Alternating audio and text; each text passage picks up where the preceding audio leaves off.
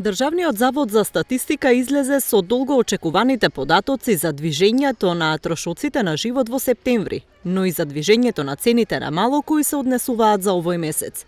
Тие говорат дека во септември во однос на истиот месец лани, трошоците на живот се зголемиле за 3,7%, а цените на мало се дури за 5,6%.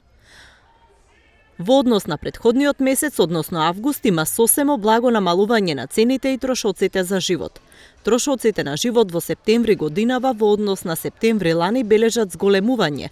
Според податоците на Државниот завод за статистика, трошоците на живот во септември во споредба со претходниот месец се помали за 0,1%, а цените на мало за 0,5%. Пораст на трошоците на животот во септември има кај свежиот и разладениот зеленчук, освен компирите и другите коренести плодови за 2,5%, пивото за 0,7%, рибата и морските плодови за 0,4%, маслото и маснотиите, мебелот и покупнината за 0,2%. Намалување на индексите на трошоците на животот е забележано кај свежото и разладеното овошје за 4,4% и млекото за 0,3%.